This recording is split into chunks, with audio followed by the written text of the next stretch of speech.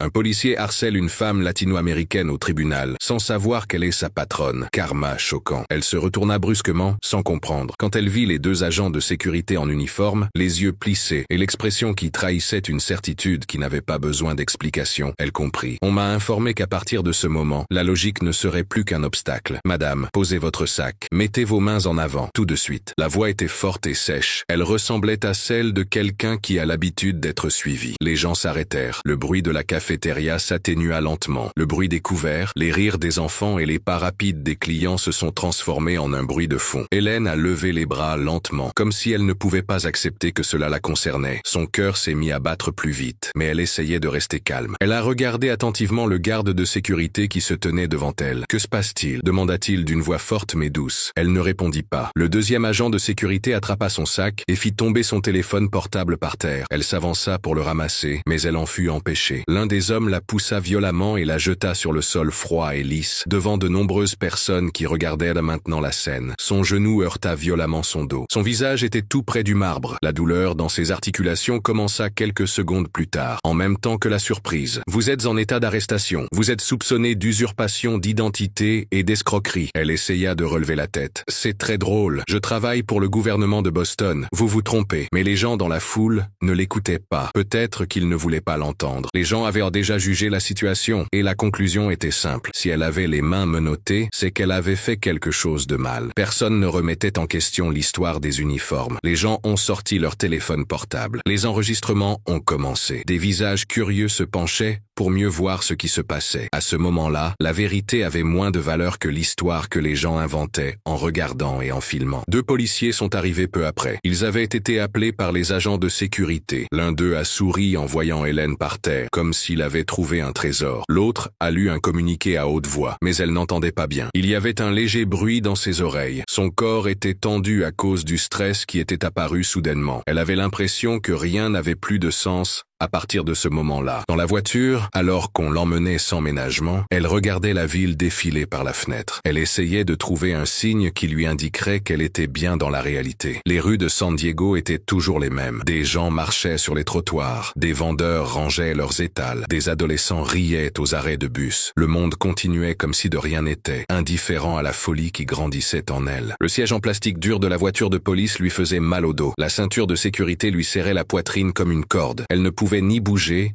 ni se plaindre, ni montrer qui elle était vraiment. À l'arrivée au poste de police, ce fut encore plus dur. La lumière blanche et fluorescente éclairait chaque partie de son visage couvert de sueur. Ses cheveux étaient en bataille et sa dignité commençait à s'effriter. Au comptoir, un employé à l'air fatigué commença à lui poser des questions répétitives. Nom complet, jour et mois de naissance, profession. Hélène Margot Ramirez, chef de la sécurité publique de la ville de Boston. Il resta immobile. Son regard, auparavant impassible, la fixait désormais avec un mélange de doute et de mépris. Il tapa lentement sur le clavier, comme s'il saisissait des informations auxquelles il ne croyait pas vraiment. Un policier qui se trouvait à proximité eut un petit rire méprisant. Il semblait penser qu'elle avait inventé un titre pour se donner de l'importance. « Nous avons une vidéo de vous en train de commettre des vols dans des magasins du Massachusetts. Les personnes qui ont vu ou qui savent quelque chose peuvent nous en faire part. Vous serez responsable de cela. » Elle déglutit. « Vous vous trompez. Ce n'est pas moi. Je peux vous prouver la vérité. Vous aurez le temps de le faire au tribunal. Pour l'instant, vous restez ici avec nous. » Ce qui lui faisait le plus mal, ce n'était pas l'erreur. C'était le manque d'attention. C'était le regard du policier derrière elle. Il ne s'était pas levé de sa chaise pour vérifier son identité. C'était l'expression de la réceptionniste qui avait pris sa photo pour le dossier. « Elle t'a demandé de te tourner sur le côté. » Ses yeux étaient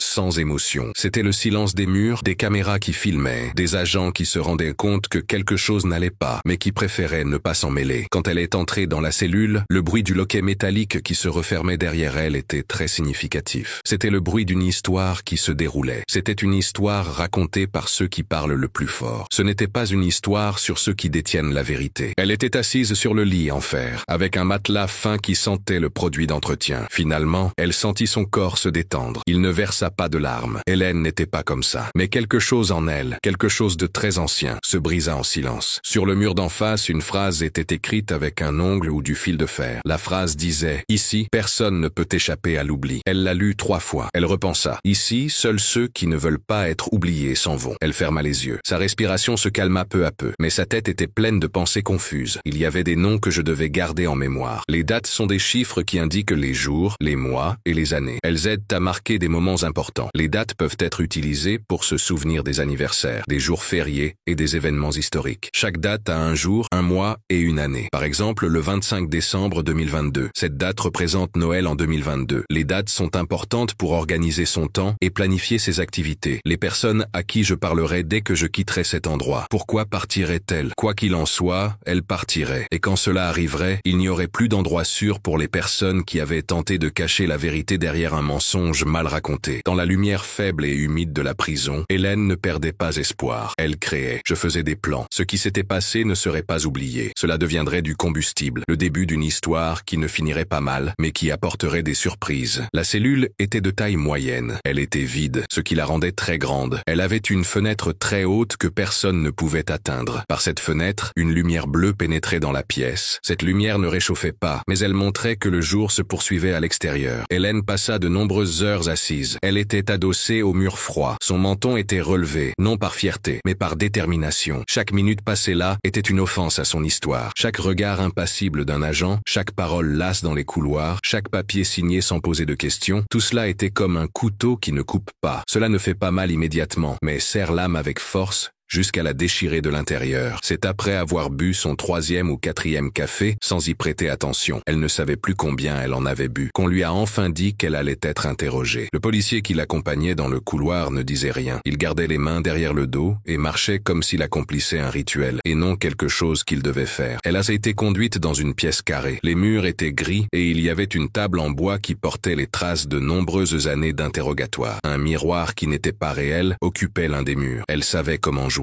Elle avait été de l'autre côté tant de fois, à regarder. Maintenant, elle était assise sous la lumière vive, sans avertissement et sans protection. 2 hommes sont arrivés, tous 2 vêtus de costumes sombres. Ils ne se sont pas présentés, ils se sont simplement assis, ont ouvert leur dossier et l'ont regardé longuement. Le silence était pesant, mais elle a continué à les regarder. J'ai appris dès mon plus jeune âge que la première arme de celui qui accuse est de mettre son adversaire mal à l'aise. Lorsqu'ils ont compris qu'elle ne bougerait pas, l'un d'eux a toussé et a lu un document. « Nous devons nous assurer de votre identité », a dit l'homme le plus âgé, parlant lentement, comme s'il avait répété cette phrase. Elle a répondu lentement. Ce n'était pas parce qu'elle avait des doutes, mais parce qu'elle réfléchissait. Hélène Margot Ramirez, chef du département de la sécurité publique de la ville de Boston. La phrase fut prononcée si clairement qu'on aurait dit qu'elle l'avait répétée. Mais ce n'était pas le cas. Elle utilisait toujours ce nom pour se protéger. Ce n'était pas par fierté, mais parce qu'elle comprenait ce qu'elle avait créé. Des années de service, des changements difficiles, des conflits au sein d'un groupe, la fin de contrats problématiques, la mise en place de programmes pour protéger les gens, des enquêtes menées au sein d'entreprises qui ont destitué des hommes importants. Elle savait où elle en était, elle connaissait la valeur de chaque mot, et pour cette raison, elle n'acceptait pas d'être traitée comme n'importe qui. L'homme qui se tenait devant elle haussa un sourcil. « Nous avons des photos de vous en train de commettre des délits à Boston. » Elle le regarda sans baisser les yeux. « Montrez-les-moi. » Il hésita un instant. Il y avait effectivement plusieurs heures de vidéos, mais il n'y avait aucune preuve claire. La femme sur les photos avait un visage similaire, mais les détails étaient différents. Hélène comprenait bien le langage corporel. Elle connaissait la taille, les gestes, et la façon dont les gens bougeaient. Je savais que ce n'était pas elle. Et vous saviez qu'ils le savaient aussi? Les personnes qui l'ont vue l'ont également reconnue. Elle prit une grande inspiration, contrôlant sa voix. Les gens peuvent se tromper. Mais les registres, les documents officiels, les voyages qui ont été autorisés et les enregistrements des systèmes de sécurité que j'ai moi-même aidé à mettre en place, ils ne mentent pas. Je n'étais pas à Boston le jour où cela s'est produit. Je peux le prouver. Il suffit de regarder. Le deuxième homme, plus jeune, s'inclina légèrement vers l'avant. Il avait les yeux agités et les doigts nerveux. « Vous vous considérez comme intelligente. » Elle l'interrompit. « Je ne comprends pas. Je suis ici. Je n'ai commis aucune erreur. » La tension dans la pièce était palpable, mais il n'y avait ni explosion ni cri. Tout était dit avec le sang-froid de ceux qui sont habitués à vivre entre le pouvoir et le contrôle. Mais il y avait quelque chose d'autre dans cet endroit. Un malaise qui n'était pas le sien, mais le leur. La présence d'Hélène les mettait mal à l'aise. Et ce n'était pas seulement à cause du sujet. C'était sa façon de se comporter. Sa décision claire de ne pas accepter le rôle d'une femme en difficulté. Elle n'était pas là pour se justifier, avec la peur dans les yeux. Elle allait leur rappeler qu'ils savaient très bien qui elle était. Ils allaient trop loin. À la fin de la séance, elle a été reconduite à sa cellule. Sur le chemin du retour, le policier qui l'accompagnait regardait le sol tout le temps. Il semblait vouloir éviter tout contact avec les autres. Puis, lorsqu'ils passèrent devant le couloir où se trouvaient les dossiers et les documents, elle aperçut le visage d'un homme qu'elle connaissait, un agent du gouvernement, vêtu d'un costume gris qu'elle avait déjà rencontré lors de réunions et d'événements. Il était appuyé contre un mur. Il parlait à quelqu'un d'autre. Lorsque leurs regards se croisèrent, il y eut un moment de silence intime. Il hésita, non pas par peur, mais par doute. Elle avait déjà vu ce regard auparavant. C'était le regard de quelqu'un qui sait qu'il voit quelque chose, mais qui ne comprend pas ce que c'est. C'était un petit détail, mais un détail important. De retour dans sa cellule, il s'assit sur son petit lit. Il ferma les yeux un instant et repensa à tout ce qu'il ferait lorsqu'il reprendrait le téléphone. Elle devait appeler à l'aide des personnes qu'elle connaissait, des personnes de confiance, des personnes capables de garder un secret, des personnes expérimentées, des gens qui savaient bien ce qui se passait sous la surface du système, mais qui avaient encore foi en la justice. Saviez-vous que le temps était quelque chose qui vous compliquait la tâche, mais qui pouvait aussi vous aider? Chaque minute de silence serait remplie par une connexion invisible. Elle n'était pas sur l'échiquier pour l'instant, mais elle n'était pas vaincue. Elle observait simplement les mouvements des pièces. Elle était seule. Le bruit des vieilles lampes bourdonnait et le froid venait des murs. Elle se répéta ce qu'elle savait déjà. Son nom n'était pas seulement un groupe de lettres sur un document officiel. C'était quelque chose qui avait été laissé pour l'avenir, fait de choix difficiles et de sacrifices qui n'avaient pas été évoqués. Et quiconque tenterait d'effacer cette histoire se rendrait compte que le nom Hélène Ramirez avait bien plus qu'un simple passé. C'était avant tout une promesse de retour. Lorsque le nom d'Hélène est parvenu au chef de la police de San Diego, celui-ci n'a pas réagi immédiatement. Son dossier était là. Il contenait son poste,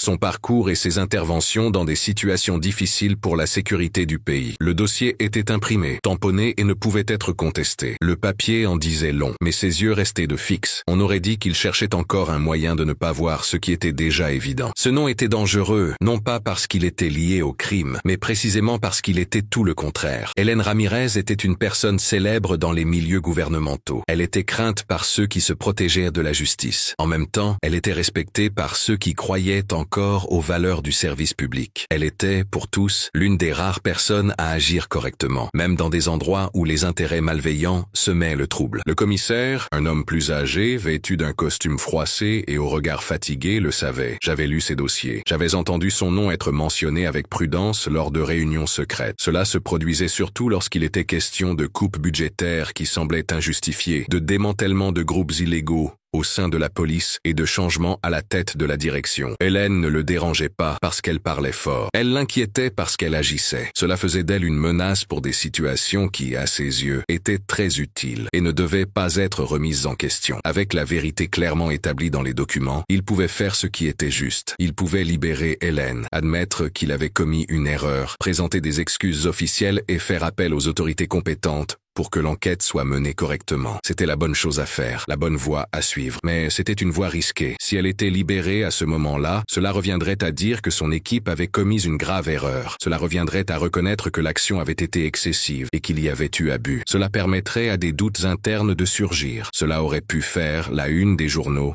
et remettre en question l'entreprise. Cela aurait également pu mener à des enquêtes qui auraient nui à la bonne image qu'il avait mis des années à construire. Cette image était en réalité davantage le fruit d'omission que de réalisation. C'est à ce moment-là qu'une décision qui semblait insignifiante, mais qui était en réalité très importante, a été prise. Ce n'était pas parce que cela demandait beaucoup de travail, c'était parce qu'il fallait manquer de caractère. Le commissaire a signé l'ordre de placement en détention provisoire d'Hélène. Il a déclaré que, même avec les preuves qui jouaient en faveur d'Hélène, il valait mieux suivre les règles jusqu'à ce qu'il s'entretienne avec le juge chargé de l'affaire. Il a écrit qu'il s'agissait d'une question de sécurité de l'institution. Mais ce qu'il voulait dire, c'était « il s'agit de se protéger ». L'information selon laquelle la femme arrêtée était la chef de la sécurité publique de Boston s'est rapidement répandue. Certains policiers l'avaient vue à la télévision. Ils l'avaient vue dans des reportages sur la lutte contre le crime organisé. D'autres en avaient simplement entendu parler. Malgré tout, personne n'a osé l'aider. Ce n'était pas Hélène Hélène qui faisait peur. C'était ce que son nom pouvait provoquer si la situation venait à être divulguée. La règle tacite était très simple. Rester calme, faire ce qu'il fallait faire et surtout, ne pas trop réfléchir. À ce moment-là, réfléchir trop pouvait être dangereux. Cela pouvait allumer une petite lueur de conscience qui tentait encore de survivre, même dans des bâtiments gris comme celui-ci. En prison, Hélène attendait. Il ne posait plus de questions. Ce n'était plus nécessaire. Elle connaissait le doute qui l'habitait. Vous savez que lorsque la vérité dérange, les gens ont tendance à l'ignorer. Ils le font en créant de nombreuses règles et procédures. Ce qui la dérangeait à ce moment-là, ce n'était pas d'être emprisonnée. C'était de réaliser que des hommes ayant le pouvoir de changer les choses avaient choisi le confort de l'inaction plutôt que d'assumer leurs responsabilités. Elle avait toujours vu cela se produire, mais jamais d'aussi près, jamais de manière aussi intime. À l'étage supérieur du commissariat, quelqu'un passait un coup de fil. Le juge chargé de l'affaire s'appelait Olivier Castañeda, un nom ancien qu'elle connaissait, même si c'était de différentes manières. Il était l'ami d'un ancien rival politique d'Hélène. Cet homme avait fait l'objet d'une enquête de sa part il y a des années. Il avait perdu son poste parce qu'il était impliqué dans un détournement de fonds publics. Il n'y avait rien d'officiel entre Olivier et cet homme, mais les gens en avaient toujours parlé. À présent, dans le silence du commissariat, la décision de laisser Hélène en prison allait être prise par quelqu'un qui, même s'il essayait de paraître juste, avait des problèmes personnels à régler. La conversation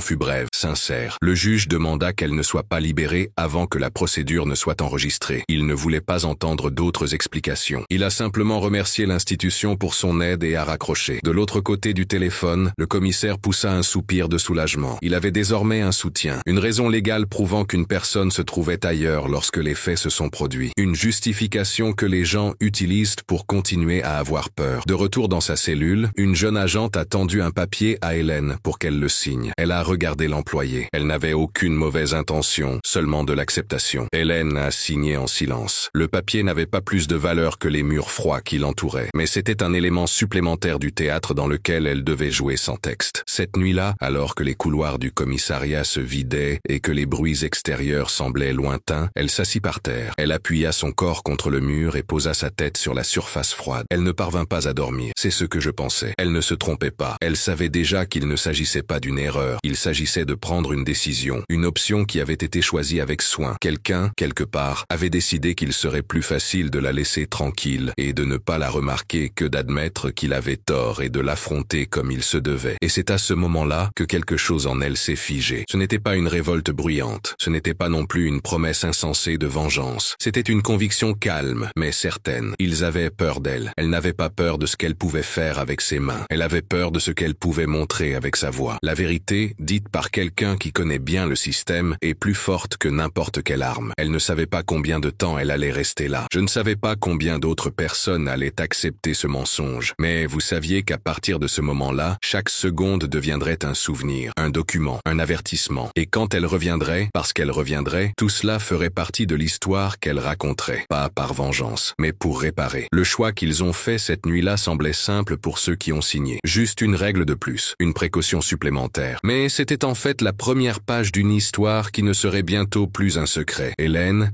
était dans la cellule glaciale. Elle regardait le plafond en béton. Elle commençait à écrire avec la seule chose que personne ne pouvait lui enlever, sa lucidité. Au milieu de toute crise, il y a toujours des gens qui regardent, des gens qui n'apparaissent pas dans les journaux. Ils ne cherchent pas à attirer l'attention et ne parlent pas vite dans des discours ou des déclarations. Ce sont des gens qui ne parlent pas beaucoup. Ils sont habitués à rester dans les zones oubliées des choses qui se font de manière formelle. Ils observent et prêtent attention à des choses que les autres ne remarquent pas. Quand Hélène a été injustement arrêtée, emmenée et emprisonnée, elles l'ont su. Pas à cause de ce qui a été dit, mais à cause de ce qui n'a pas été dit. L'absence de déclaration publique, le silence obligatoire du commissariat, la lenteur avec laquelle son nom a été correctement enregistré dans le système pénitentiaire. Pour ceux qui connaissaient le fonctionnement du pouvoir, tout cela était comme un signal d'alarme. Parmi ces personnes se trouvait un homme appelé André Soto. Il était agent fédéral. Aujourd'hui, il est consultant en sécurité. C'est un stratège qui ne se montre pas beaucoup. Il connaît Hélène depuis longtemps. Il n'allait pas au fait, ni aux événements. Mais il était toujours là quand le jeu politique semblait dépasser les limites. Il avait joué un rôle très important dans plusieurs actions au Brésil. Il y a des années, il a été l'un des premiers à croire en Hélène, alors qu'elle n'était encore qu'une jeune directrice. Elle essayait de changer un département qui était en proie à de nombreux scandales et à un manque d'intérêt. André n'avait pas besoin de lire les journaux pour savoir ce qui se passait. Un appel téléphonique resté sans réponse et une absence inattendue dans les médias de l'institution m'ont poussé à agir. Alors que les journaux ne savaient pas quoi dire ou ne voulaient pas en parler, André a appelé ses contacts. Mais ces contacts n'étaient pas des conseillers ou des journalistes. C'étaient des experts, des personnes en qui nous pouvons avoir confiance. Des personnes qui travaillent dans l'analyse de preuves, d'anciens collègues ayant travaillé dans le secret, des experts en réseau et surtout des personnes qui observent, des personnes qui ne suivaient pas les conseils, mais plutôt les exemples. En moins d'une journée, ils ont analysé les enregistrements du système de sécurité du centre commercial à l'aide d'informations provenant d'autres bases de données. Les gens savaient déjà que la femme qui avait commis les crimes à Boston ressemblait à Hélène. Cependant, le corps de la femme était différent. Son comportement était également différent. De plus, les heures des crimes coïncidaient avec les engagements officiels d'Hélène dans une autre ville. André savait que la vérité seule ne suffisait pas. Ce qui importait maintenant, c'était de savoir qui avait intérêt à cette arrestation, car il ne s'agissait plus d'une simple erreur administrative. C'était une décision intelligente. Tout choix découle d'une peur ou d'un désir. Il a commencé à rechercher des informations anciennes. Il a trouvé des noms de personnes qui avaient déjà eu affaire à Hélène. Il a également trouvé des contrats qu'elle avait annulés. De plus, il a constaté que certains dirigeants s'étaient affaiblis à cause de ses décisions. La liste était longue. Et plus il enquêtait, plus il devenait évident qu'il ne s'agissait pas d'un piège nouveau. C'était un règlement de compte, un ajustement fait avec du temps, de l'attention et surtout de la peur. Dans sa cellule, Hélène ne restait pas inactive. Elle n'était pas du genre à attendre que l'aide vienne de l'extérieur. Même si les murs étaient en béton, son esprit restait actif. Il prononçait les noms, regardait les appels et trouvait des amis potentiels. Il réfléchissait également aux conversations qu'il aurait dès qu'il aurait un téléphone. À chaque mouvement que le système faisait contre elle, elle en prenait 3 d'avance. Ce n'était pas de la fierté, c'était une façon de s'habituer à survivre. Elle savait qu'elle était encerclée, mais elle savait aussi qu'elle avait laissé des traces de son innocence aux bons endroits. Et saviez-vous que même dans les endroits les plus sombres, il y avait des yeux qui brillaient encore? De l'autre côté de la ville, dans un vieil immeuble de bureau, une autre femme arrivait, Lara Mendonça, avocate spécialisée dans les affaires criminelles. Elle travaille avec Hélène sur des affaires difficiles. Lara parle peu, mais ses convictions sont très fortes. En apprenant l'arrestation, elle n'a pas paniqué. Elle a ressenti une énergie prudente. Lara savait sur quel terrain ils évoluaient. Saviez-vous que le premier combat serait d'empêcher le nom d'Hélène d'être éclipsé par la saleté du scandale inventé? Et saviez-vous que, dans des situations comme celle-ci, le silence de la presse était le signe que quelque chose de plus grave se tramait? Elle a commencé à agir de son côté. Elle a demandé l'aide d'avocats, elle a envoyé les documents, elle a obtenu le rapport d'arrestation de manière discrète. Ce qu'elle y a vu était étrange. Il y avait des informations confuses, des erreurs dans la comparaison des données de reconnaissance faciale et des témoins qui n'avaient pas de passé montrant qu'ils étaient fiables. Tout indiquait la même conclusion. L'arrestation d'Hélène n'était pas le fruit du hasard. C'était un grand ensemble de musiciens jouant ensemble. Plus les gens essayaient de découvrir les noms qui maintenaient l'affaire cachée du public, plus les obstacles devenaient évidents. Les gens devaient se taire. Des conseils pour ne rien dire, des avocats qui raccrochaient dès qu'ils entendaient le nom d'Hélène. C'est là que la véritable guerre a commencé. En prison, Hélène a eu une lueur d'espoir lorsqu'une des gardiennes lui a remis un mot caché, plié en 4. Il n'y avait pas de nom, juste une phrase. « Nous te regardons. Continue. » Elle reconnut son écriture. Il s'appelait André. Les mots étaient écrits clairement, comme un code entre 2 personnes qui avaient déjà traversé tant d'épreuves qu'elles ne pouvaient pas se tromper. Ce petit bout de papier, même s'il était minuscule, lui montrait qu'elle n'était pas seule. Alors que beaucoup appréciaient le silence, d'autres agissaient dans l'ombre. Cette nuit-là, pour la première fois depuis son arrestation, Hélène sentit que le poids du béton s'allégeait un peu. Elle était certaine que le réseau était en alerte, qu'il y avait des yeux attentifs à l'extérieur de sa cellule, que quelque part dans la ville, dans des bureaux modestes et des salles sombres, des personnes qui lui étaient fidèles cherchaient un moyen de la faire revenir, non seulement vers la liberté, mais aussi vers la vérité. Son emprisonnement n'était pas seulement une injustice, c'était une attaque contre ce qu'elle symbolisait. Pour les personnes qui n'acceptent toujours pas la corruption du pouvoir, c'était une raison suffisante pour se révolter. Ses amis agissaient dans l'ombre. Elle restait entière, même sans parler. Dans la partie administrative du commissariat, au milieu de nombreux papiers et tâches répétitives, travaillait un employé nommé Elias. C'était un homme petit, aux cheveux fins et aux mains nerveuses. Il était presque invisible au sein de l'organisation. Pendant de nombreuses années, personne n'avait remarqué sa présence. Cela était dû à son attitude discrète et presque obéissante. Mais là, derrière ses lunettes embuées et sa blouse grise, quelqu'un observait. Elias a vu le nom d'Hélène dès les premiers documents. J'avais vu une interview d'elle quelque temps auparavant. C'était lors d'une table ronde sur l'honnêteté au sein du gouvernement et la lutte contre les réseaux d'activités illégales au sein de l'État. Elle s'était exprimée avec une fermeté qu'il n'avait jamais oubliée. Ce n'était pas tant sa façon de parler, mais le courage de dire ce que personne d'autre n'osait dire devant les caméras. Quand Elias a vu son nom sur cette feuille en désordre, avec des accusations fragiles et des témoignages incertains, quelque chose en lui s'est agité. Le premier soir, elle n'a pas encore accepté l'idée de participer, mais son inquiétude ne l'a pas quitté. Il est revenu avec plus d'énergie le lendemain matin. La forme est apparue dans ses mains tremblantes alors qu'il écrivait un autre document qui disait le contraire de ce qu'il pensait être vrai. C'est à ce moment-là qu'il a décidé de parler, même s'il ne devait pas élever la voix. Il a commencé à rassembler des morceaux de documents, à imprimer discrètement des photos et à constituer des dossiers supplémentaires. Ce n'était pas pour montrer, ni pour accuser, mais pour conserver. Pour être sûr que, le moment venu, il y aurait quelque chose pour aider à reconstruire ce qu'il voulait de faire disparaître. Dans un autre quartier de la ville, une infirmière du centre de triage a également pris conscience de la gravité de la situation. Elle s'appelait Camilla. Elle était là quand Hélène est arrivée au service médical de la prison pour passer des examens de routine. Hélène n'a pas dit grand-chose, mais ses yeux étaient grands ouverts pour quelqu'un qui venait d'être très maltraité. Camilla avait déjà vu ce regard auparavant. Elle l'avait vu chez des femmes qui comprenaient qu'elles ne pouvaient pas se laisser aller au désespoir parce qu'elles avaient quelque chose d'important à faire. Il y avait du respect dans cet endroit, malgré le chaos. Camilla avait le cœur lourd. Elle ne connaissait pas les détails de l'affaire, mais une recherche rapide sur l'ordinateur de l'infirmerie lui a permis de découvrir qui était Hélène. Il lui a suffi de lire son titre et son histoire, puis de poser les questions que personne ne voulait poser. Camilla a commencé à écrire ce qu'elle entendait dans les couloirs, de courts commentaires, des instructions succinctes, des consignes pour éviter la presse, l'idée que rien ne devait filtrer. Elle a écouté et a gardé tout cela pour elle, non par obligation, mais par respect, parce qu'une partie d'elle, peut-être la plus ancienne, celle qui l'avait poussée à choisir le métier d'aide-soignante, ne voulait pas se contenter d'observer. Ses voix, dispersées comme des fils d'espoir dans un réseau invisible, ont commencé à se connaître. Elles ne se parlaient pas encore, elles ne savaient pas trop quoi faire, mais elles partageaient la même inquiétude. La présence d'Hélène n'était pas seulement un problème dans le système, c'était un changement qui blessait ce qui était encore bon en chacun d'eux. C'était suffisant pour qu'ils commencent à agir. Pendant ce temps, Lara Mendonça, qui était déjà au courant de certaines omissions, utilisait habilement ses relations avec la justice. Il organisa des réunions secrètes avec 3 juges fédéraux qui avaient déjà travaillé avec Hélène sur des projets liés à la sécurité du pays. Il ne demanda pas d'aide, il présenta des preuves. Il a présenté des dates, des itinéraires et des rapports qui ne concordèrent pas entre eux. L'un d'eux, qui était plus méfiant, a demandé « Pourquoi lui aurait-il fait ça ?» Lara l'a regardé pendant plusieurs secondes avant de répondre. Parce qu'elle parle de sujets difficiles que les gens ne veulent pas affronter. Parce qu'elle révèle ce que beaucoup préfèrent cacher. Elle ne transige pas avec la corruption qui se cache derrière la bureaucratie. Le juge n'a pas répondu immédiatement. À la fin de la conversation, il a dit qu'il allait examiner l'affaire de près. Dans ce geste froid et sérieux se cachait quelque chose de plus fort. Un échange. Peu de voix s'élevaient pour dire la vérité. Elles n'étaient pas bruyantes, mais elles étaient fortes. Et elles se réveillaient. Avec le temps, la version officielle a commencé à s'effriter. De petites informations, encore très discrètes, ont commencé à apparaître sur des blogs peu connus. Quelqu'un m'a envoyé une dénonciation anonyme à une chaîne d'investigation. Raphaël Ventura, un journaliste expérimenté, connu pour ne pas se laisser emporter par le spectacle, a reçu une enveloppe dans son bureau. À l'intérieur, il n'y avait qu'une feuille et une clé USB. La feuille disait « Elle n'est pas comme vous le pensez, et vous le savez ». Raphaël a branché la clé USB sur son ordinateur et a regardé la vidéo. C'était un extrait d'un discours d'Hélène. Elle parlait des problèmes qui peuvent survenir lorsque les systèmes judiciaires dépendent fortement d'accords officieux entre différents groupes de pouvoir. Il s'est adossé à sa chaise et a écouté attentivement. Il a senti un frisson dans le ventre en réalisant qu'il était peut-être en train d'entendre une histoire importante. En prison, sans savoir tout cela, Hélène le sentait. Elle ne savait pas comment, mais elle le sentait. Une sensation différente dans l'air, une fatigue plus légère. Lorsque la vérité rencontre des personnes qui veulent la défendre, elle commence à se révéler, même en silence. silence. Maintenant, elle n'est plus seule. Et bientôt, ceux qui ont décidé de mettre fin à tout cela commenceront à entendre, même s'ils essaient de se boucher les oreilles. Quand les gens disent la vérité, même dans des endroits sombres, les mensonges commencent à s'effondrer. Quelques jours plus tard, la journée commença sous un ciel gris, comme si le ciel sentait qu'un spectacle allait commencer. Le tribunal où Hélène allait être entendue avait une formalité qui cachait les mauvaises choses du passé. C'était un beau bâtiment. Il était de style simple, avec des colonnes blanches et de hautes portes. Ces portes promettaient justice à ceux qui les franchissaient. Mais ce jour-là, l'endroit allait accueillir quelque chose de différent. Il allait confirmer une décision qui avait déjà été prise, avant même que les documents ne soient lus. C'était l'un de ces mensonges si bien ficelés qu'il semblait vrai. Le but était de faire croire aux personnes qui ne comprenaient pas la situation que tout fonctionnait en faveur de la vérité. Hélène est arrivée menottée. Ce n'était pas parce qu'elle représentait un danger, mais parce que voir une femme menottée envoie un message. C'est un message que l'on voit, presque comme dans une pièce de théâtre. C'est une danse conçue pour vous faire paraître plus petit et moins important aux yeux du groupe et de ceux qui regardent. Malgré tout, lorsqu'elle est entrée dans la pièce, elle a relevé la tête, a gardé les épaules droites et a regardé droit devant elle. Elle savait qu'elle devait rester honnête même si elle était entourée de mensonges. À côté d'elle, Lara Mendonça marchait prudemment. Elle tenait un dossier contenant des documents qui pouvaient tout changer s'ils avaient la chance d'être réellement entendus. Le juge, Olivier Castañeda, était assis sur sa chaise haute comme s'il assistait à une pièce qu'il avait lui-même écrite. Ses yeux parcouraient rapidement les papiers qui se trouvaient devant lui. Mais ceux qui comprenaient ce qui se passait savaient que tout avait déjà été décidé. C'était un homme qui pensait plus à conserver son poste qu'à faire le travail qu'il devait faire. Et là, entre les soupirs et les papiers tamponnés, entre les visages sérieux et les sourires discrets des accusateurs, apparaissait la véritable essence du procès. Ce n'était pas une recherche de réponse, mais plutôt une confirmation de ce qui était déjà prévu. Le procureur a commencé la séance par des phrases percutantes. Ils ont utilisé des projections qui n'étaient